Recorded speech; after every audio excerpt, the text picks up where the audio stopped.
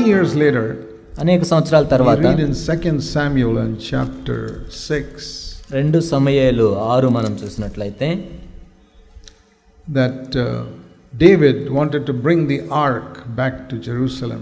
దావీదు కూడా మందసాన్ని యెరూషలేముకు తీసుకొని రావాలని అనుకున్నాడు. So what did they do? మరి ఆయన ఏం చేశాడు? Chapter 6 verse 3. 6:3. They placed the ark of God on a cart and drove it on the cart. వారు దేవుని మందసమును క్రొత్త బండి మీద ఎక్కించి తీసుకొని వచ్చారు.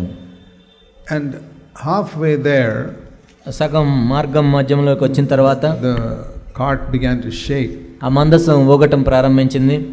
We read in chapter 6 and verse 6. 6:6లో మనం చదువుతాం. Uzzah saw it and he held it.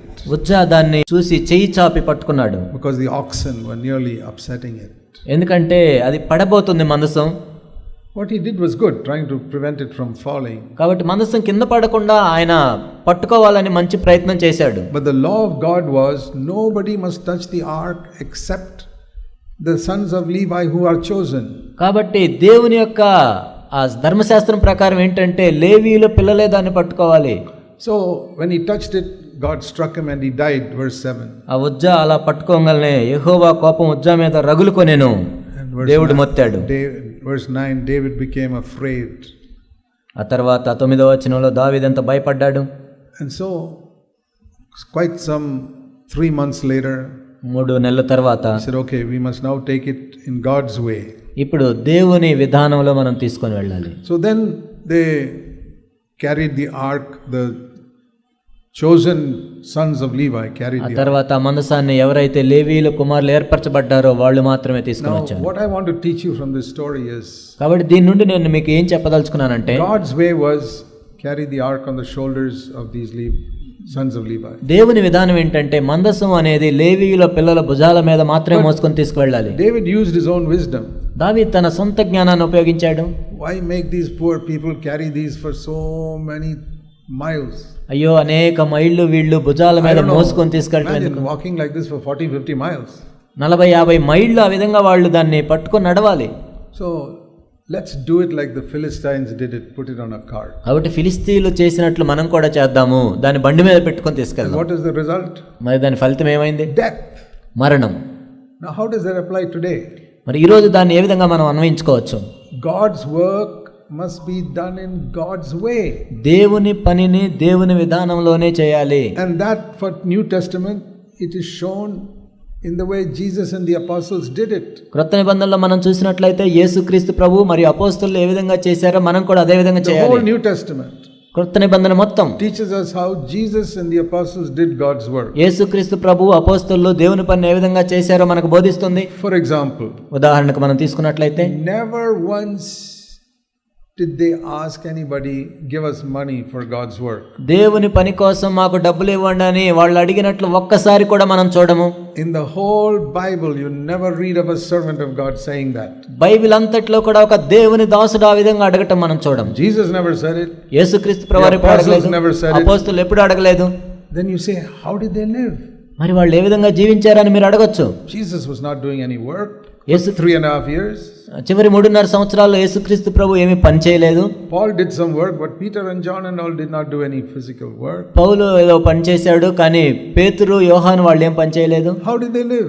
మరి వాళ్ళు ఏ విధంగా జీవించారు? Did they live like today some sannyasis go around begging from house to house? అంటే ఈరోజు సన్యాసులు చేసినట్లు వాళ్ళు ఇంటింటికి వెళ్ళి భిక్షం అడిగారా? No. లేదు. They never asked for money. They never even told the people in the church we need money. వాళ్ళు ఎప్పుడు డబ్బులు అడగలేదు. సంఘంలో ఉన్న వాళ్ళు కూడా మాకు డబ్బులు కావాలి, అవసరం ఉందని కూడా అడగలేదు. You know why? ఎందుకో తెలుసా? Because they believe their heavenly Father is the richest person in the universe. ఎందుకంటే ఈ విశ్వంలో అత్యంత ధనికుడైన మా పరలోకపు తండ్రి మాకున్నాడని వాళ్ళు నమ్మారు. And Jesus said, if you seek the kingdom of God first, all the other things will be added to you. మీరు దేవుని నీతిని, దేవుని రాజ్యాన్ని వెతకనేళ్ళు ఇవన్నీ మీకు అనుగ్రహించబడునని యేసుక్రీస్తు ప్రభు చెప్పారు. Your food, clothing, house rent, everything God will give you. కాబట్టి మీ ఇంటి అద్దె, మీ వస్త్రాలు, మీ తిండికి కావాల్సిన అవసరాలు అన్ని దేవుడు తీరుస్తాడు. You don't have to ask one person for 1 paisa. మీరు ఒక్క వ్యక్తి దగ్గర నుంచి ఒక్క పైసా కూడా అడగాల్సిన అవసరం లేదు. And that is how Jesus lived. యేసుప్రభు ఆ విధంగా జీవించాడు. 30 years he was carpenter, then he earned his own living. 30 సంవత్సరాలు ఆయన వడ్రంగి వాడిగా ఉండి తన జీవితం కోసం సంపాదించుకున్నాడు. Last 3.5 years he trusted his father. చివరి 3.5 సంవత్సరాలు కూడా తన పరలోకపు తండ్రినే ఆయన విశ్వసించాడు. So did the father drop money from heaven for him? పరలోకంలో నుంచి తండ్రి డబ్బులు ఏమన్నా వేసాడా ఆయనకు? No. లేదు. Not like manna. It did not come like manna. మన్నా లాగా డబ్బులే లేదు. We read in Luke chapter 8. లూకా 8లో మనం చూస్తాం.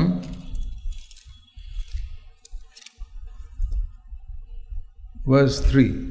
లూకా 8:3.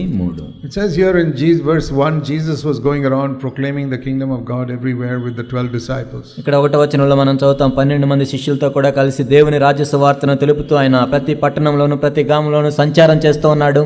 And it says here in verse 3, Joanna, wife of Herod steward, Susanna, others contributed to their support from their private means. ఇక్కడ 3వ వచనంలో మనం చూస్తాం, హేరోదు యొక్క గృహ నిర్వాహకుడు కూజా భార్య యోహన్నయు సుసన్న ఆయనతో కూడా ఉండిరి. వీరు So తమ కలిగిన ఆస్తితో వారికి ఉపచారం చేయొచ్చు వచ్చిరి. there were some people who gave money voluntarily to Jesus. కొంతమంది స్వచ్ఛందంగా వచ్చి ప్రభువుకు డబ్బులు ఇచ్చారు.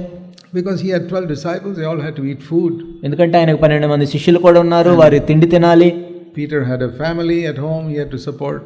పేతురు కుటుంబం కూడా ఉంది, వాళ్ళ అవసరాలు కూడా తీర్చాలి పేతురు. So they needed money. వాళ్ళకి డబ్బులు అవసరం. But they never asked anybody. కానీ ఎవరిని అడగలేదు వాళ్ళు డబ్బులు. But God prompted certain people on their own to go and give. కానీ కొంతమందిని దేవుడు ప్రేరేపించాడు, వాళ్ళే స్వచ్ఛందంగా వచ్చి డబ్బులు అర్పించారు. Even some rich people. కొంతమంది ధనవంతులు కూడా. Like verse 3, Herod's palace manager. ఇక్కడ హేరోదు యొక్క గృహ నిర్వాహకుడు. He must have been a very rich man giving a very good salary. ఆయన ఎంతో ధనవంతుడై ఉండొచ్చు, ఎంతో జీతం ఆయనకు వచ్చి ఉండొచ్చు అప్పుడు. And his wife Joanna, we read, was following Jesus. తన భార్య యోహన్న, and she was following Jesus. యేసు ప్రభువుని వెంబడిస్తోంది. And so she must have asked her husband, can we give some money for these disciples? ఆ శిష్యులకి కొంత డబ్బులు ఇద్దామని తన భర్తను అడిగి ఉండొచ్చు. God moved his heart and said, sure, give. కాబట్టి దేవుడు ఆ వ్యక్తి హృదయాన్ని ప్రేరేపించాడు కాబట్టి మనం తప్పక చేద్దాం అన్నాడు. That is how they trusted God. ఆ విధంగా వాళ్ళు దేవుణ్ణి నమ్మారు. But we find very few people in the world today serving God like that. కానీ ఈ ప్రపంచంలో ఎంతో అతి తక్కువ మందిని మనం ఈ విధంగా దేవుని సేవ చేసే వాళ్ళని చూస్తున్నాం. All the people, they ask people to give them money and they want a contract, so much salary the pastor will get. అందరూ కూడా మాకు డబ్బులు కావాలని అడుగుతుంటారు, పాస్టర్ గారికి ఇంత జీతం ఇవ్వాలని వాళ్ళు కాంట్రాక్ట్ రాసుకుంటారు. That is not God's way. అది దేవుని మార్గము, దేవుని విధానం కాదు. What did we read in Proverbs 14 and verse 12? సామెతలు 14:12 మనం ఏం చదువుతాం? You must always remember this verse. ఈ వచనం ఎప్పుడు కూడా మనం జ్ఞాపకం చేసుకోవాలి, గుర్తుంచుకోవాలి. There is a way that seems right to a man, but the end is the way of death. ఒకని ఎదుట సరి అయినదిగా కనపడు మార్గము కలదు, అయితే తదుకు అది మరణమునకు త్రోవ తీయును. Putting the ark on the cart seemed right to David, but it brought death. కానీ దావీదు విషయంలో మనం చూసినట్లయితే మందసం బండి మీద పెట్టడం సరిగా కనపడింది, కానీ చివరికి ఒక మరణాన్ని కలుగజేసింది. And sometimes some way might seem right to you. కొన్నిసార్లు ఒక విధానం మనకి బాగుందని అనిపించవచ్చు, but is it God's way? కానీ అది దేవుని విధానమా కాదా? God says my ways are as high as heaven from your ways. దేవుడు ఏం చెప్తున్నాడంటే నా మార్గములు మీ మార్గములు వంటివి కావు, భూమికి ఆకాశం ఎంత ఎత్తుగా ఉందో నా మార్గములు అంత ఎత్తుగా ఉంటాయి. And very few people pray to say, Lord, what is your way in this situation? చాలా కొద్ది మంది మాత్రమే ఈ విధంగా ప్రార్థిస్తారు, దేవా మీ మార్గం ఏంటి, మీ విధానం ఏంటి ఈ విషయంలో. Now the same verse 12, 14:12 14:12 అదే చూస్తాం మనం. is repeated in chapter 16.